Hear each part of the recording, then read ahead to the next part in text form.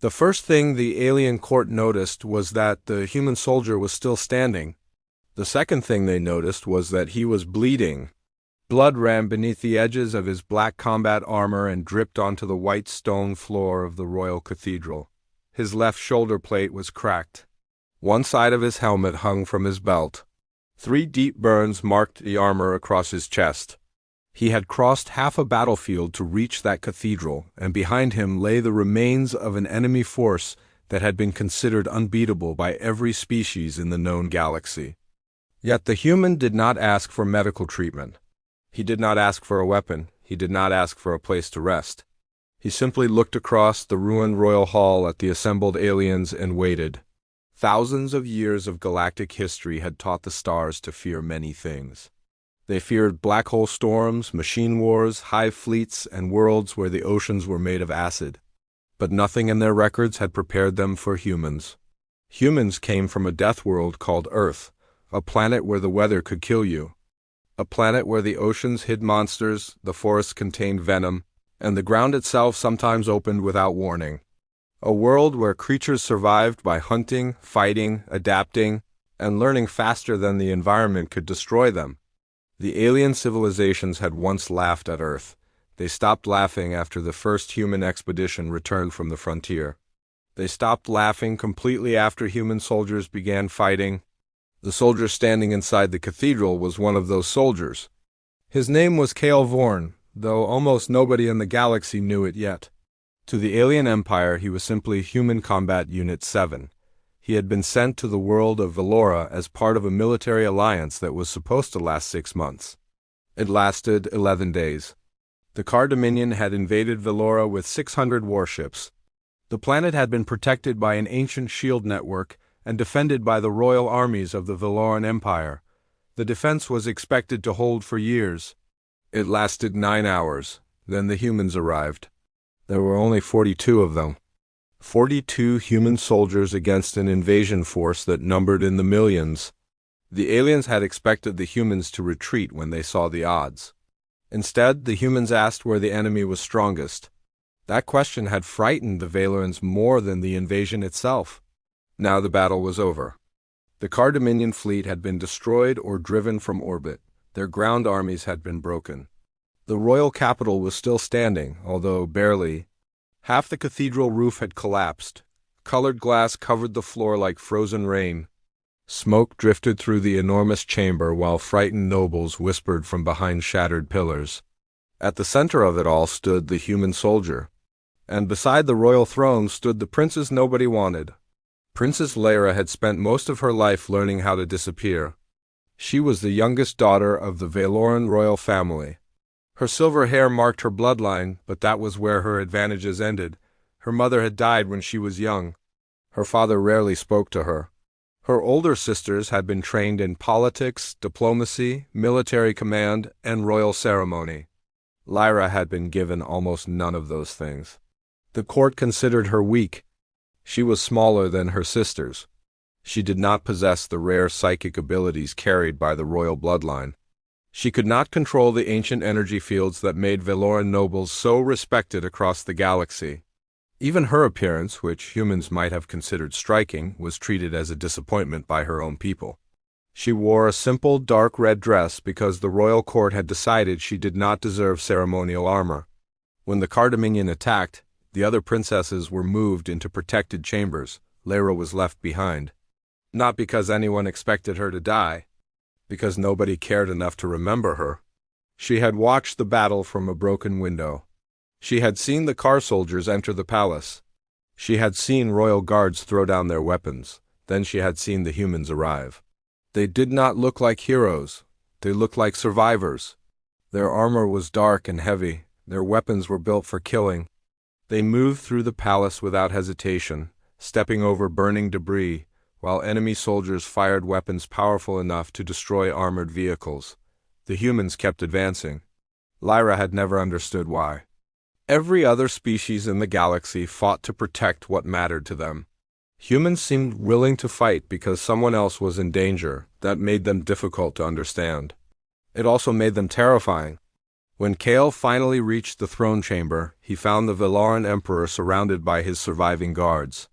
The emperor looked at the human with a mixture of fear and relief.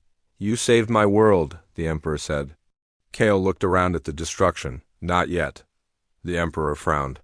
Kale pointed toward the ceiling. "Your orbital defenses are failing. You have maybe 20 minutes before the remaining enemy ships make another attack." The royal advisors began shouting. Kale ignored them. He had spent years learning one simple lesson. When everyone around you was panicking, the person who remained calm controlled the room. The emperor asked what he wanted. Kale answered with a question. "How do humans collect their payment?" The emperor stared at him. "You were promised whatever reward you desired if you saved the capital." "I remember." The emperor glanced toward his advisors. Under ancient Vaeloran law, a victorious military champion could claim almost any royal prize after defending the throne. Wealth, land, technology, political authority, or marriage into the royal family. The emperor slowly smiled. "You may choose one of my daughters." The cathedral became silent. The older princesses immediately straightened. For the first time since the battle began, they looked hopeful. They had spent their entire lives competing for status. A human war hero was now standing before them, and humans had become one of the most powerful military forces in the galaxy. Being chosen by him would mean influence. It would mean protection. It would mean that the least respected species in the galaxy had suddenly become their most valuable ally. The emperor gestured toward his daughters. "Choose." Kale looked at the first princess, then the second, then the third. The room held its breath. Finally, his eyes moved past them. They stopped on Lyra. She froze. For a moment, she thought he had simply looked in her direction by accident. Then Kale walked toward her. Whispers spread through the cathedral. "No, that cannot be. Surely he means another princess." Lyra stepped backward until her shoulders touched the damaged stone pillar behind her. Kale stopped several steps away. She could hear her own heartbeat. "You are Princess Lyra?" She swallowed. "Yes." The human studied her for several seconds. Then he extended his hand. "I choose you." The entire royal court erupted. The emperor stood so quickly that his throne shook. "You cannot choose her." Kale turned his head. "You said I could choose? She is not suitable? Not suitable for what?" The emperor's expression hardened. "For a human military alliance." Kale looked at the other princesses. Then he looked back at Lyra. "She survived this palace while your soldiers abandoned it." Nobody answered. Kale continued. "She warned civilians about the eastern entrance. She carried wounded servants into the lower tunnels. She stayed behind when everyone else was ordered into the royal bunker." Lyra stared at him. "How do you know that?" "I saw you." The answer struck her harder than any weapon. Someone had noticed. Someone had actually seen what she had done. Kale lowered his hand slightly. "I do not choose the strongest princess." The cathedral became silent again. "I choose the one who kept moving when everyone else stopped." The words spread through the royal hall. For the first time in her life, Lyra felt the attention of the entire galaxy falling upon her. But then the cathedral doors exploded inward. A shockwave threw several guards across the floor. Kale instantly moved between Lyra and the entrance. His damaged armor shifted as he raised his weapon. Outside the cathedral, something enormous was approaching. The remaining car forces had not retreated. They had been waiting. A deep vibration rolled through the stone floor. Kale looked toward the shattered doorway. His combat scanner began flashing red. One of the Vaeloran commanders whispered, "That signal is impossible." Kale's expression changed. "What is it?" The commander looked at him. "The Car Dominion's final weapon." Another explosion shook the cathedral. Dust fell from the ceiling. The emperor backed away from the windows. "We thought it was destroyed 300 years ago." Kale tightened his grip on his weapon. "What kind of weapon?" The commander answered with a trembling voice. "A living one." Then the lights across the cathedral went dark. Something outside roared. And every surviving human soldier on the planet received the same message at exactly the same moment. "Unknown life form detected. Threat level. Death world." Kale looked at Lyra. For the first time since entering the cathedral, the human soldier looked genuinely concerned. Stay behind me. Lyra looked toward the darkness beyond the broken doors. What is it? Cale raised his weapon. I don't know. Another roar shook the entire capital. Cale's eyes narrowed. But whatever it is, it just woke up. The first thing Cale noticed was the silence. The cathedral had been filled with shouting only seconds earlier. Now there was nothing except the low hum of failing power systems and the distant sound of something moving beneath the city. Cale had learned on Earth that silence could be more dangerous than noise. Noise told you where the enemy was. Silence told you the enemy did not need to hurry. Everyone away from the windows, he ordered. The Vaeloran guards stared at him. Cale turned toward them. Now, that single word broke their hesitation. The guards began moving the nobles toward the inner corridors. The Emperor protested that the royal family could not abandon the throne room, but nobody listened to him anymore. Lyra remained where she was. Cale looked at her. You heard me? I'm not going to hide while everyone else is fighting. You are not trained for combat. Neither were most of the people you saved. Cale paused. There was something different in her voice now. The frightened princess who had stood against the pillar was still there, but something stronger had appeared beneath the fear. He understood that feeling. Humans called it survival instinct. On Earth, it was often the difference between walking away and becoming another skeleton in the wilderness. Stay close, Cale said. Lyra nodded. A deep vibration passed through the floor. The cathedral windows rattled. Then the stone beneath them cracked. Several nobles screamed as a thin line of darkness spread across the white floor. Cale immediately dropped to one knee and placed a gloved hand against the stone. The vibration was coming from below. Not from outside, from beneath the city. His helmet automatically activated the seismic scanner. The display filled with impossible readings. Something was moving underground. It was enormous. It was also moving too fast. Cale stood. Your city has tunnels? Lyra answered before anyone else could. Thousands? Natural? Some. Most were built by the old civilization. Cale looked toward the Emperor. How old are they? The Emperor's face had gone pale. Older than the Empire. Cale's jaw tightened. Then we have a problem. The cathedral floor suddenly lifted. Stone slabs burst upward. A shock wave threw several guards against the walls. Cale grabbed Lyra and pulled her behind a massive stone column just as debris crossed the room. The creature did not emerge. Instead, the floor settled. The vibration stopped. Cale waited. 5 seconds. 10. Nothing. Then his scanner detected movement again. This time it was farther away, heading toward the eastern district. Cale looked at the Emperor. What did you wake up? The Emperor said nothing. An elderly royal historian finally stepped forward. It was not the Empire that woke it. Cale turned. The historian's hands were shaking. It was the humans. Everyone became silent. Cale stared at him. Explain, the old alien swallowed. The Car Dominion did not invade Vaelora only for territory. They came because they knew what was buried beneath this planet. Cale's expression hardened. And you knew? We suspected. You sent us here without telling us? The Emperor stepped forward. We did not know the truth. You knew enough to keep secrets. Nobody answered. Lyra looked at her father. You knew about the tunnels. The Emperor avoided her eyes. She understood. For years, she had believed her family considered her useless.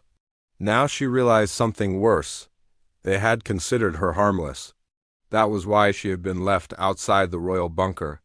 That was why nobody had bothered to explain the old tunnels. They had never expected her to survive long enough to ask questions.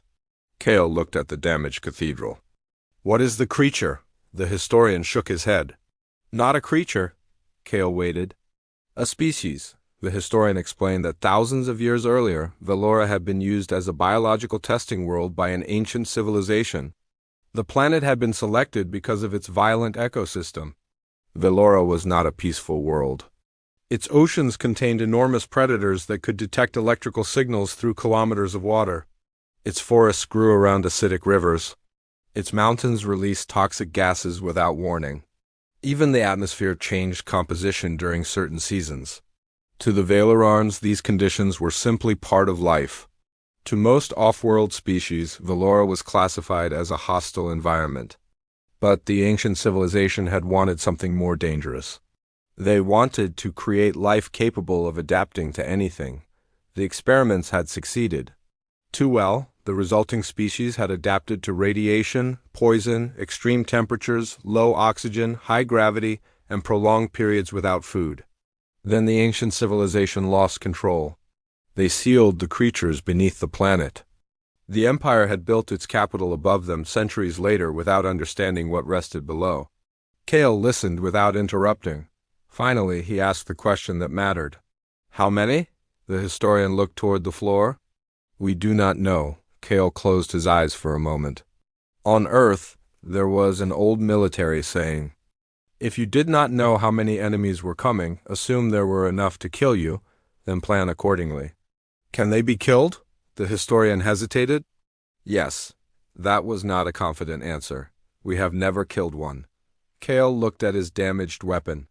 Then today will be educational, Lyra almost smiled. Almost. Then another vibration shook the building. This time it came from the western side. Then another came from the north. Then another from beneath the palace. Kale's scanner filled with movement markers. Not one, not 5, dozens. The creatures were spreading through the underground network. The alien guards panicked. Kale did not. He looked at the exits, then at the ceiling, then at the walls. He was not looking for an escape route. He was studying the environment. Lyra noticed. You are planning to fight them here. No. Then what are you doing? Finding out how this place wants us to die. She stared at him. Kale pointed toward the cracked stone. Every environment has rules. Earth taught humans that. Deserts, oceans, mountains, jungles. You survive by learning what kills you before it gets the chance. Lyra looked at the ruined cathedral. And what kills you here? Kale checked the scanner. Whatever is underneath us.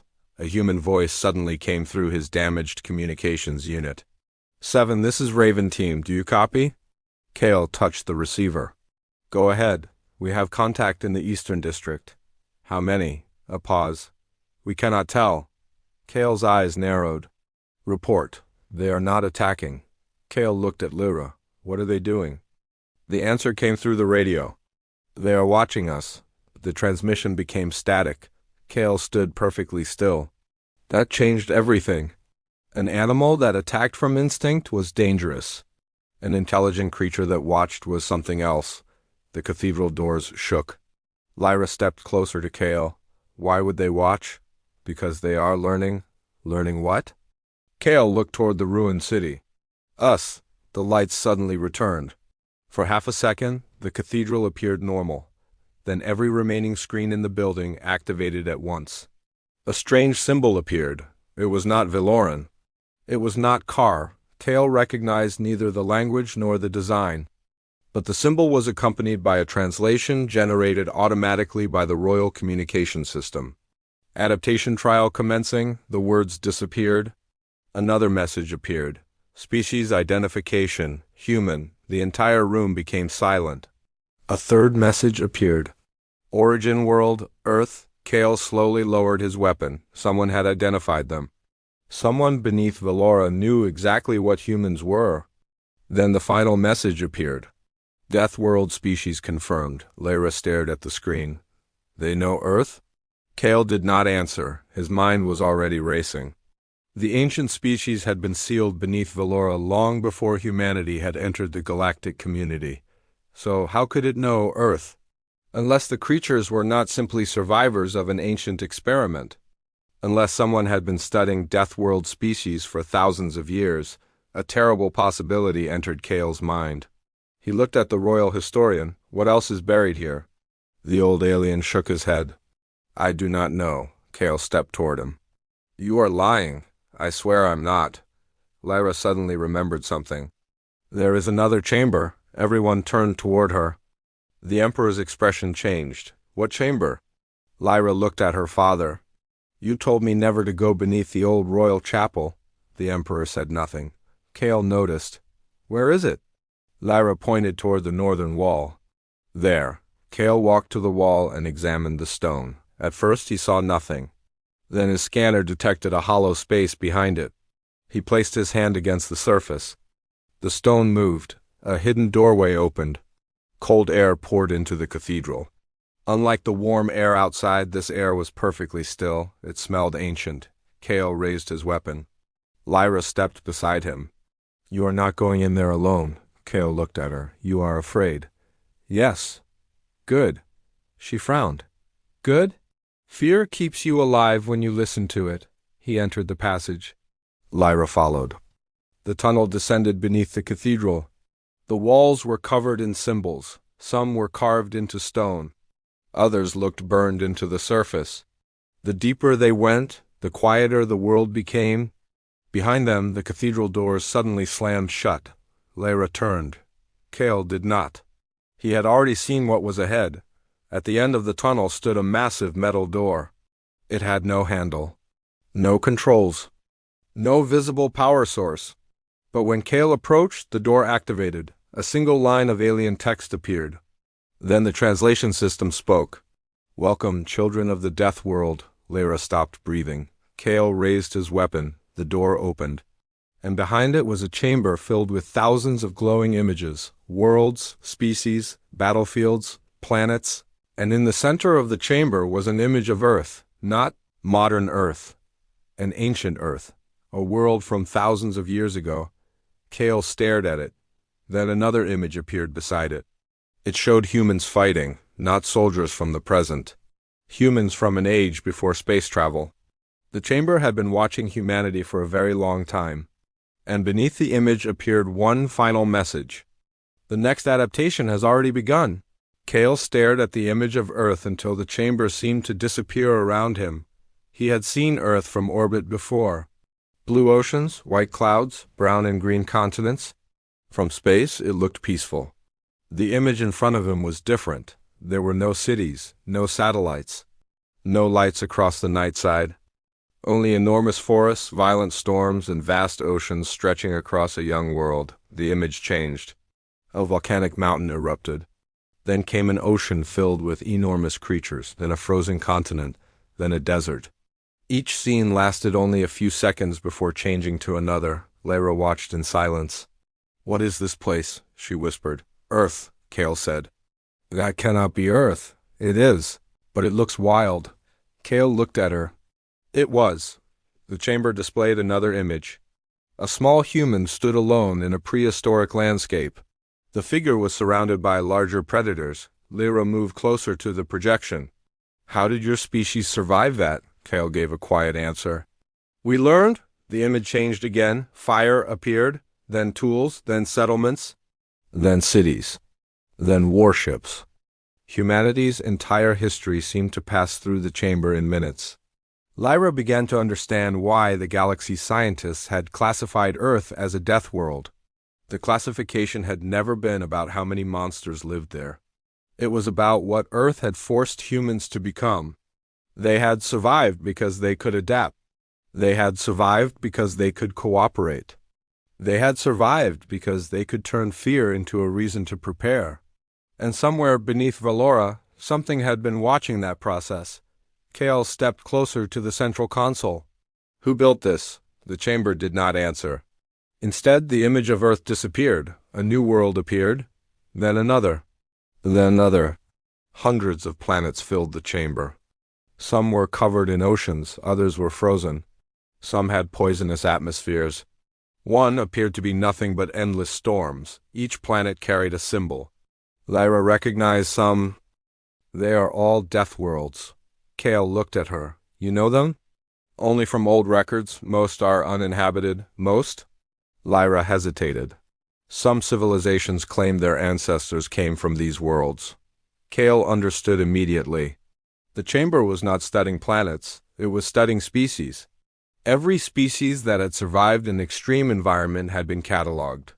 The Vaelorans, the Car, the humans, and possibly something much older. A sound came from behind them. Kale turned.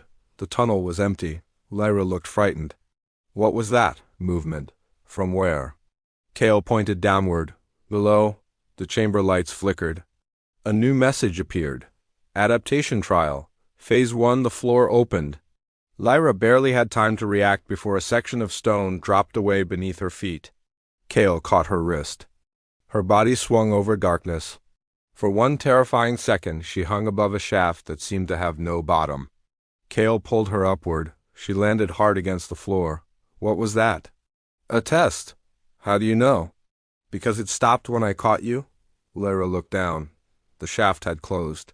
The chamber was testing their reactions, not simply their physical abilities, their decisions. Kale looked at the walls. They want to see how we respond under pressure. Lyra's breathing slowed. Then we should give them the wrong answer. Kale looked at her. For the first time, he smiled slightly. That is exactly what I was thinking.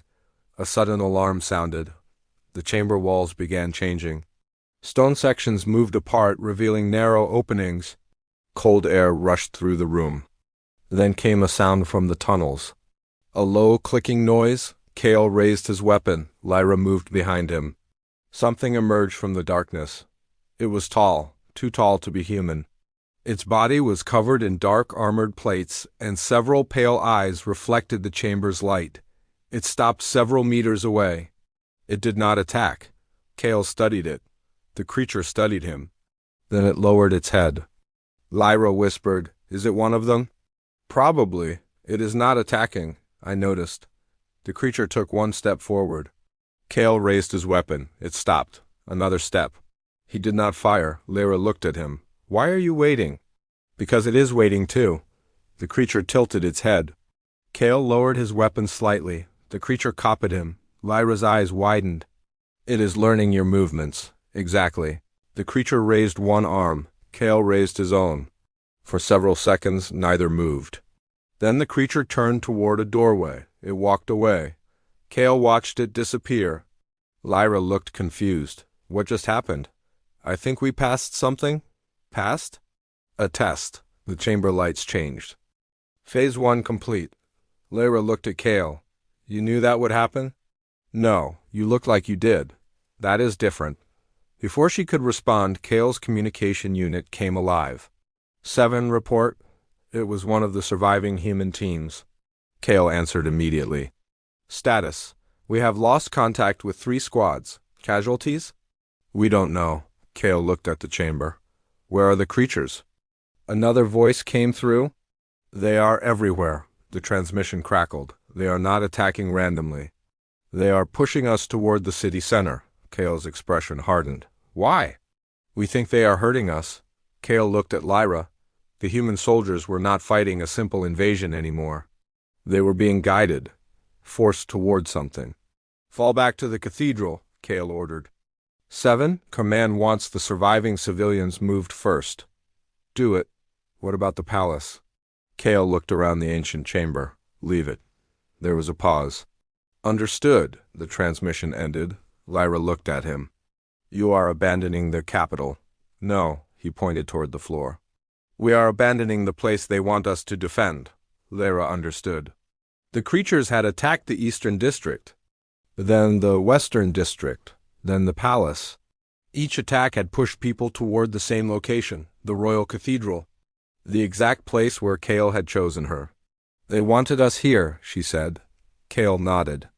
And now they want us somewhere else? Where? He looked at the map displayed by his scanner. A single point pulsed beneath the northern mountains. The old military station. Lyra's expression changed. That place was abandoned centuries ago. Apparently not. They left the chamber. The tunnel behind them sealed itself. By the time they reached the surface, the city had changed. Smoke filled the streets. Buildings had collapsed. The air was thick with dust and chemical residue. Vaeloran civilians were moving through the streets in groups, carrying injured family members and supplies. Human soldiers stood between them and the darkness. The contrast was strange. The aliens were afraid of the environment.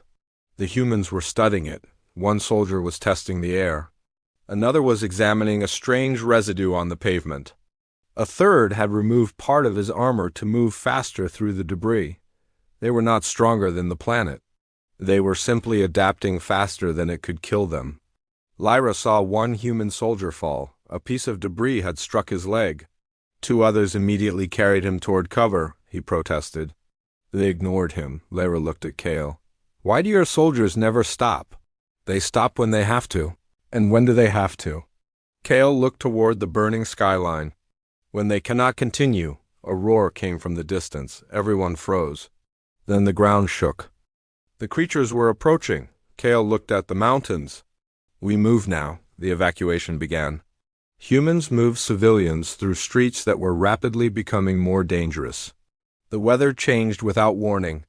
Black clouds gathered above the capital. Lightning struck the hills. Then rain began falling. It was not water. The drops hissed when they struck exposed metal. Acid rain. Vaeloran soldiers immediately covered themselves. Humans sealed their armor. One of the alien guards stared at them in disbelief. You knew this was coming? Kale shook his head. No, then how did you prepare? We read the weather data. The guard stared. You had only minutes. That was enough. That answer spread quietly among the Vaelorans. Enough. That seemed to be the human philosophy. If there was 1 minute, they used 1 minute. If there was one weapon, they used one weapon. If there was one chance, they took it. The Death World had taught them never to wait for perfect conditions. As they reached the northern road, Lyra noticed something strange. The creatures had stopped following them. Kale noticed too. He looked back. Nothing moved among the ruined buildings. They let us go, Lyra said. Yes? Why? Kale did not answer. They continued toward the mountains. Then the human communication network suddenly came alive. Every surviving soldier heard the same message, not from human command, from the unknown system beneath Vaelora. Human adaptation rate, high. Vaeloran adaptation rate, low. Combined survival probability, increasing. Kale stopped walking. Lyra stared at him. Combined? Kale looked at her. That is what they have been testing. The humans and Vaelorans. No, his eyes moved toward the mountains. Me and you. A deep metallic sound rolled across the valley. The mountain ahead opened, not like a natural cave, like a door. Ancient structures emerged from beneath the rock. Massive towers rose into the storm. The humans stopped. The Vaelorans stopped. Even the creatures in the distant city remained silent. Then every ancient tower activated at once. A beam of light shot into the sky. The clouds separated. Something appeared above the planet. A fleet. Not car. Not human. Not Vaeloran? Ships unlike anything in the galaxy? Kale stared upward. Lyra stepped beside him. Who are they? Kale watched the fleet descend through the storm. I don't know. Then the ancient system spoke again. Final observer arriving. Kale's hand tightened around his weapon. The fleet continued toward the surface. And for the first time since humans entered the galaxy, the human soldiers were not certain they were the most dangerous species in the room. The fleet descended through the clouds without making a sound. That was the first thing that frightened Kale. Ships that size should have shaken the atmosphere. Their engines should have produced thunder. Their gravity systems should have disturbed the storm. Instead, they moved like shadows. Hundreds of enormous vessels appeared above the mountains, each one dark and smooth, with no visible markings. They formed a perfect circle around the ancient towers. The Vaeloran soldiers raised their weapons. Kale did not. He knew weapons were useless when you did not understand the enemy. Everyone hold position, he ordered. A Vaeloran commander looked at him. You are not going to attack? Not yet. They could destroy the entire planet. Yes. Then what are we waiting for? Kale looked up. To see what they want. The largest ship moved forward. A narrow beam of white light struck the ground between Kale and the mountains. A figure appeared inside it. It looked almost human. Almost. It stood taller than Kale, with pale skin and silver markings across its face. Its eyes were completely black. It wore no armor and carried no visible weapon. The alien looked at the humans first, then at the Vaelorans, then at Lyra. You have completed the first adaptation trial. Its voice did not come from its mouth. It came from every communication device around them. Kale stepped forward. Who are you? The figure looked at him. We are the observers. You built the facility beneath Vaelora. No, Kale's eyes narrowed. Then who did? The species that came before us. Lyra stepped forward. Why have you been watching us? The observer looked at her. Because your species was never supposed to reach the stars. The Vaelorans reacted with anger. Kale remained calm. Explain. Earth was classified as a death world beyond acceptable survival limits. Your species was expected to collapse under environmental pressure. Kale looked at the alien. But we didn't. No. The observer's black eyes moved toward the human soldiers. You adapted. The word carried strange weight. You learned to survive predators larger than yourselves. You survived disease, climate shifts, starvation, war, fire, ice, floods, droughts. You turned tools into weapons and weapons into shields. You crossed oceans before understanding them. You entered space before understanding the dangers beyond your atmosphere. The observer paused. And when you encountered stronger species, you did not ask whether you could defeat them. Kale said nothing. The alien answered its own question. You asked how? The human soldiers exchanged glances. For the first time, the Vaelorans began to understand. The galaxy had measured humans by technology. The observers had measured them by adaptation. That was a different calculation, one that made humans much more dangerous. The observer raised one hand. The ground behind it opened. A vast machine rose from beneath the mountain. It was shaped like a ring hundreds of meters across. Inside the ring was darkness. Not empty darkness, moving darkness. Something was trapped inside. The creature from the underground facility emerged from the opening below. Then another. Then dozens. The Vaelorans raised their weapons. Kale watched carefully. The creatures did not attack. They moved toward the ring. One by one, they entered the darkness. Lyra stared. They are going willingly. They were never attacking us, Kale said. The observer looked at him. They were testing you. Kale's expression hardened. You used my soldiers as test subjects. Yes. You endangered civilians. Yes. You used this planet as a laboratory. Yes. Kale stepped closer. And now? The observer looked toward Lyra. Now we test the final variable. Lyra's expression changed. What variable? The observer pointed at her. Choice. Kale immediately moved between them. No, the observer did not react. Your species is unusual, human. Kale's weapon remained lowered, but his hand rested against it. You have studied us for centuries. Then you should know better than to threaten someone under my protection. A faint change appeared in the observer's expression, almost amusement. That is precisely why she was selected. Lyra looked at Kale. Selected for what? The observer answered. The final adaptation. The ancient ring activated. A wave of energy crossed the valley. Every human soldier staggered. The Vaelorans dropped to their knees. Kale remained standing, barely. His armor screamed warnings, pressure rising, oxygen falling. Radiation increasing, gravity fluctuating. The environment around them was becoming hostile. The observer spoke again. Earth taught humans to survive death world conditions. The ground cracked. Vaelora taught the Vaelorans to survive within a stable society. Lightning struck nearby. But neither species has been tested under the conditions we are about to create. Kale looked toward the mountains. What conditions? The observer disappeared. Then the sky turned red. A shockwave rolled across the planet. The clouds began moving in opposite directions. The temperature dropped sharply, then rose. The ground shook. The ancient towers began releasing energy into the atmosphere. Kale's scanner went wild. His visor displayed dozens of warnings. The planet was changing. Vaelora itself was becoming a death world. The air became toxic. The gravity increased. Acid rain began falling. The ground opened in several locations. The mountains erupted. The alien soldiers panicked. Humans did not. They moved. Seal your armor. Get the civilians underground. Do not use the western tunnel. Watch the ground. Move! Orders traveled through the human communication network. Within seconds, the soldiers had divided themselves into teams.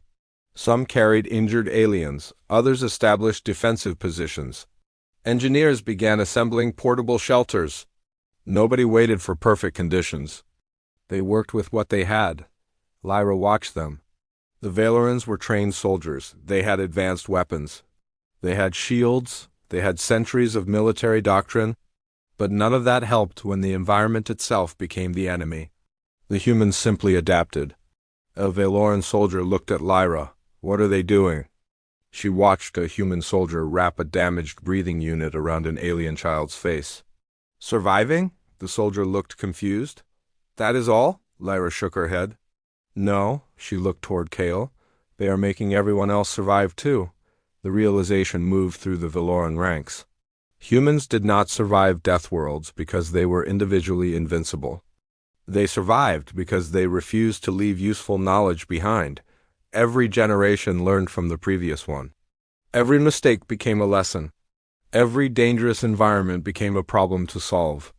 The galaxy had mistaken that resilience for aggression. Now the Vaelorans were seeing the difference. Kale reached the main shelter as the first wave of atmospheric turbulence hit. He found Lyra helping injured civilians. You should be inside. So should you. I am working. So am I. Kale looked at her for a moment, then nodded. Fair. The shelter shook. A section of the roof collapsed. Kale and 3 soldiers pushed the debris away. Lyra helped pull an injured guard free. The alien looked at her in disbelief. You are a princess. Lyra looked at the destruction around them. Not today. She lifted another piece of debris. Today I'm useful. Kale heard her. Something changed in his expression. The observer had expected the humans to protect Lyra. It had not expected Lyra to become part of the survival effort. That mattered, because the test was changing. Kale understood it now. The observers were not testing strength. They were testing adaptation. They wanted to see whether 2 species could combine their strengths under pressure. Humans had resilience. Vaelorans had biological abilities humans did not possess. Lyra's people could sense changes in electromagnetic fields. Their bodies could detect atmospheric shifts before instruments could. Kale realized what that meant. Lyra, she looked up. You can sense the storm before it reaches us. Yes. Can you sense the underground creatures? She closed her eyes. For several seconds, she said nothing. Then she pointed toward the mountains. They are moving away. Kale looked at his scanner. She was right. Every creature was retreating. Not because of the storm, because something else was coming. A shadow moved across the valley, then another. The observer fleet began descending. Kale stared upward. They are starting the final phase. Lyra opened her eyes. What happens now? Kale checked his weapon. We find out what they are afraid of. The ancient towers suddenly turned toward the sky. The fleet stopped. For the first time, the observers appeared uncertain. Kale noticed immediately. The ships had been perfectly coordinated before. Now they were moving apart. The observer's voice returned. Human. Kale looked toward the sky. Yes? You were not supposed to reach this stage? Kale almost smiled. Humans hear that a lot. The observer's voice became colder. You misunderstand. Kale waited. The final trial was designed to determine whether humans could survive a hostile planet. Kale looked at the ruined valley. Seems like we can. That was not the objective. Kale's expression changed. What was? The observer answered. To determine whether humans could make a hostile planet survivable for someone else. Silence followed. Lyra understood first. The humans were not being tested as soldiers. They were being tested as protectors. The entire conflict had been designed to see whether humans would use their adaptability only for themselves or whether they would teach others to survive. Kale looked around. Human soldiers were helping Vaeloran civilians. Vaeloran soldiers were now copying human survival procedures. Human engineers were using alien energy technology. The 2 species were already combining their strengths. The test had begun without anyone realizing it. Then the largest observer ship opened. A massive beam struck the ground. The mountains split apart. Something rose from beneath them. It was larger than anything Kale had ever seen. Its body was covered in ancient armor. Its limbs were long enough to reach across the valley. Its eyes burned with pale light. The Vaelorans froze. One soldier whispered, "That is the first creature." Kale shook his head. No. He looked at the observer fleet. That is what the creatures were afraid of. The enormous being lifted its head. Every creature beneath the planet screamed at once. The sound passed through the atmosphere like a physical wave. The ancient towers began collapsing. The observer ships retreated. Kale understood. The observers had not brought the final threat to destroy the humans. They had brought it to see what humans would do when everything else failed. Kale looked at the exhausted soldiers around him. Some were wounded. Some had barely enough ammunition. Their armor was damaged. Their supplies were running low. The environment was becoming more dangerous every second.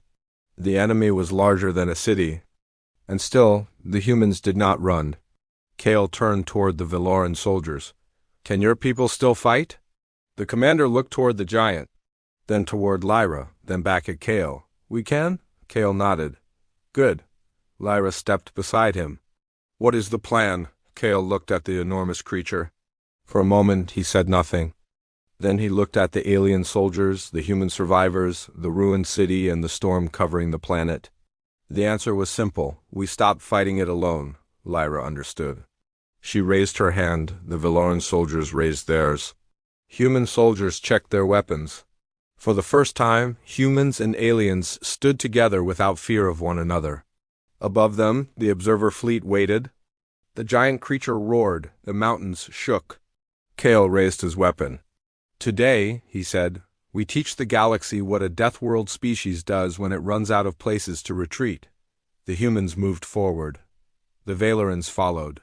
And high above the planet, the observers watched in complete silence as the species they had expected to study began preparing to fight back together. The giant creature moved first. Its enormous foot struck the valley floor, and the shockwave knocked soldiers from their feet. The ground rolled like a wave. Towers collapsed in the distance. Rocks broke loose from the mountains and came crashing down toward the evacuation shelters. Kale did not look at the creature. He looked at the soldiers. "Hold the line!" The human soldiers spread across the valley. Vaeloran troops moved beside them. For the first time, neither side waited for the other to give orders. The creature raised one arm. Lyra suddenly grabbed Kale's shoulder. "Move!" He trusted her without asking why. They jumped aside as a pulse of energy tore through the place where they had been standing. The ground turned black. Kale looked at Lyra. "You sense that?" "Yes." "How long before the next one?" She closed her eyes. 7 seconds. Kale immediately shouted into the communications network. 7-second warning between attacks. Use it. The message spread across the battlefield. 7 seconds. That was all they had? Humans turned 7 seconds into a weapon. The first group moved civilians. The second group marked safe paths. The third group targeted the creature's exposed joints. The Vaelorans used their electromagnetic senses to predict the creature's movements. For the first time, the two species were fighting as one force. The giant creature roared again. Kale watched its movement. It was powerful, it was fast, but it was not random. Every attack followed a pattern. Kale studied the pattern while the battlefield shook around him.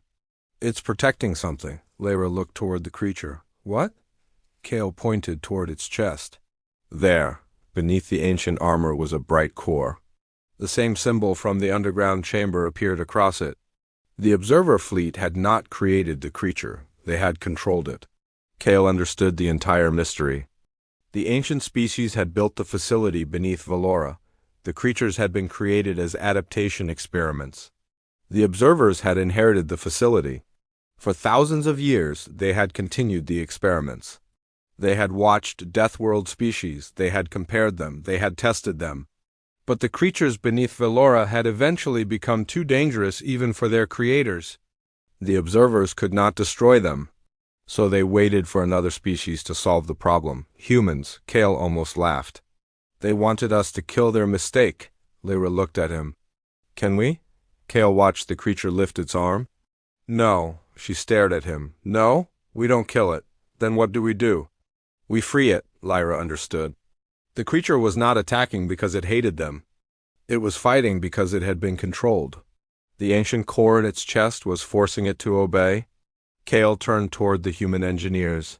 "Can you connect to the alien system?" One engineer looked at the ancient towers. "Maybe. Do it." We need time. Kale looked at the creature. Then I'll buy you time, the engineer nodded. Kale ran forward. Lyra followed. Stay behind me? No. Kale looked back.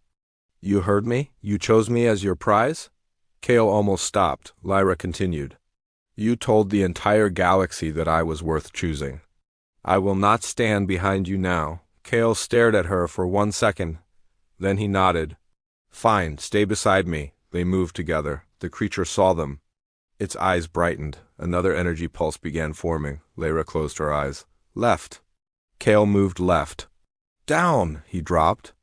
The energy passed over them. 3 seconds. Kale rolled behind a broken tower. Where is its weak point? Lyra concentrated. The chest. I know. There is another signal. Where? Behind it. Kale looked. A small structure was attached to the creature's back. The control system. That's our target, he contacted the engineers. Can you shut down the control unit? We can try? Try faster. Kale and Lyra moved toward the creature's back. The ground shook beneath them. A Vaeloran squad provided cover. Human soldiers fired controlled bursts at the creature's armor, not to hurt it, but to draw its attention away from the two advancing figures. The creature turned. Kale shouted, Now! Lyra raised both hands. The electromagnetic field around her changed. The creature froze. For a moment, its enormous body became still. The Vaeloran soldiers stared. Lyra was using an ability the royal family had considered weak. She was not controlling the creature. She was disrupting the signal controlling it. Kale reached the structure on its back. He drove his damaged weapon into the ancient control mechanism. Nothing happened. He hit it again. Still nothing. A voice came through his communications unit. 7, the system is resisting. Kale looked at the control device. Then we make it regret resisting. He removed a power cell from his armor. It was the last one. He connected it directly to the alien mechanism. The device overloaded. Energy surged through the creature. It screamed. Lyra nearly fell. Kale grabbed her.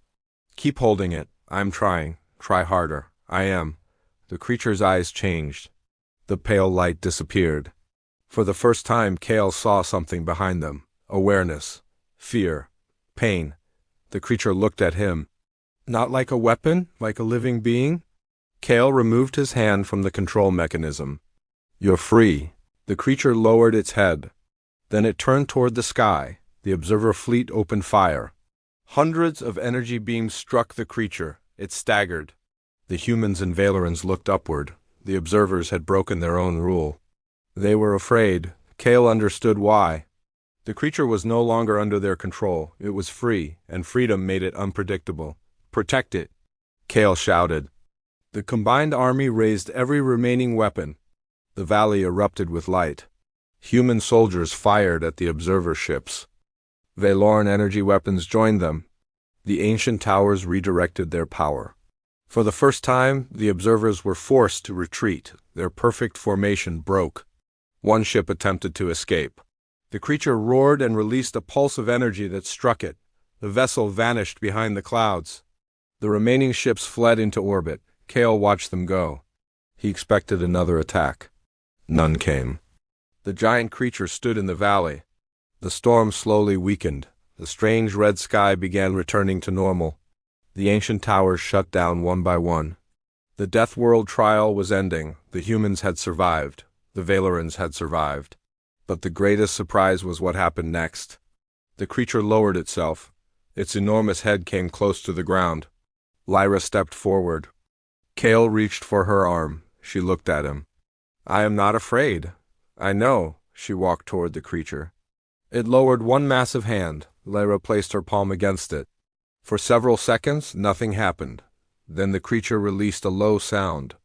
Not a roar, something softer, almost peaceful. The Vaelorans watched in silence. The creature turned toward the mountains. It began walking away. Nobody stopped it. It disappeared into the distant forests. For the first time in thousands of years, it was free to choose where it went. The surviving human soldiers lowered their weapons. Some sat down. Others simply stood there. They were exhausted. Their armor was damaged. Their ammunition was almost gone. But they had survived. The humans had done what they had always done. They had entered an impossible environment. They had learned its rules, they had adapted. Then they had changed the rules for everyone else. The observer fleet remained in orbit. Kale received one final transmission. "Human soldier," he answered. "Go ahead, you have altered the trial." Kale looked toward the mountains. "No," a pause. "You misunderstood," Kale continued. "You designed a test to see how humans would survive a death world." Another pause. "You forgot to ask what happens when humans decide they do not want anyone else to die." The transmission remained silent. Then the observer spoke. "We have studied your species for centuries." Kale looked at Lyra. "You still don't understand us." "What do we not understand?" Kale smiled. "Humans don't survive because Earth was kind to us." He looked across the ruined valley. "We survived because it wasn't." The transmission ended. Weeks passed. Vaelora began rebuilding. The royal capital was damaged, but it remained standing. Human engineers helped repair the power systems. Vaeloran scientists shared their atmospheric technology. Human soldiers trained Vaeloran rescue teams. The two species exchanged survival knowledge. The alliance that had begun as a military agreement became something much stronger. It became cooperation. The Emperor changed too. He publicly admitted that Lyra had saved the capital before the human soldiers arrived. He admitted that she had been ignored because the royal court had mistaken humility for weakness. He gave her a place on the royal council. Lyra refused to accept it at first. Then she accepted on one condition. The council would no longer decide a person's value based on bloodline, appearance, or political status. The Emperor agreed. The old royal system began changing. Other worlds heard about it. They also heard about the human soldier who had been offered any royal prize and had chosen the least respected princess. At first, the story became a joke. Then it became a legend. Alien news networks repeated the story. The human chose the weakest princess. The human chose the forgotten princess. The human chose the princess nobody wanted. But the more they learned, the more the story changed. They learned that Lyra had been the one who sensed the creature's attacks. She had helped the human engineers. She had disrupted the control system. She had stood beside Kale when the entire planet became hostile. She had not been a prize. She had been a survivor. And Kale had recognized that before anyone else. One evening, months after the battle, Kale stood on a hill overlooking the rebuilt capital. Lyra joined him. The city lights were returning. The streets were filled with people. Children played near new shelters. Human and Vaeloran engineers worked together across the city. Kale looked toward the mountains. "You still think about the creature?" Lyra nodded. "Sometimes." "Do you think it is safe?" She smiled. "On Vaelora?" Kale laughed quietly. "Fair point." They stood together in silence. Above them, the stars were clear. For centuries, the galaxy had believed that Deathworld species were dangerous because they were violent. That belief had been wrong. Deathworld species were dangerous because they learned. They adapted to conditions that should have killed them. They turned fear into preparation. They turned weakness into cooperation. And humans had taken that lesson farther than any species before them. Earth had never promised humans safety. It had given them storms, disease, predators, hunger, war, and uncertainty. Humans survived all of it. Then they looked beyond their world and found other species struggling under different dangers. They could have conquered them. They could have ruled them. Instead, they taught them how to survive. That became the real lesson of Vaelora. Human strength was not measured by the size of a weapon. It was measured by what humans did when they had every reason to give up. Kale looked at Lyra. "When I chose you, I thought I was choosing someone who knew how to survive." She looked at him. "And now?" He looked over the city. "Now I know you know how to help others survive too," Lyra smiled. "That sounds like a better prize." Kale shook his head. "You were never a prize?" She raised an eyebrow. "You announced it in front of the entire royal court." I was trying to make a point. "You certainly did." Kale smiled. "You chose to stand beside me." Lyra looked toward the stars. "And you chose someone everyone else ignored." The wind moved gently through the trees. Far beyond Vaelora, the observer fleet continued traveling through the galaxy. They had spent thousands of years studying survival. Now they had a new problem. Humanity had learned that the galaxy was watching, and humans had decided to watch back. Across dozens of worlds, scientists began studying Earth again. Not as a primitive planet, not as a dangerous planet, not even as a death world. They studied it as the birthplace of a species that had turned survival into a culture. A species that could fall and rise again. A species that could enter the most hostile environment imaginable and ask one simple question: how do we make this survivable? That was the truth about humans. They were not unbeatable. They could be wounded. They could be frightened. They could lose, but they learned, they adapted. They helped one another stand again. And when the galaxy finally understood what HFY truly meant, it was not that humanity was stronger than every alien species. It was something far more dangerous. Humanity did not need to be the strongest species in the galaxy. Humans only needed to be the species that refused to stop adapting. Because humans came from Earth, a death world. And after surviving it, they had looked into the darkness of space and decided the darkness could be survived too. Thanks for watching this story. If you enjoyed this HFY science fiction adventure, don't forget to like, subscribe, and turn on notifications for more epic stories.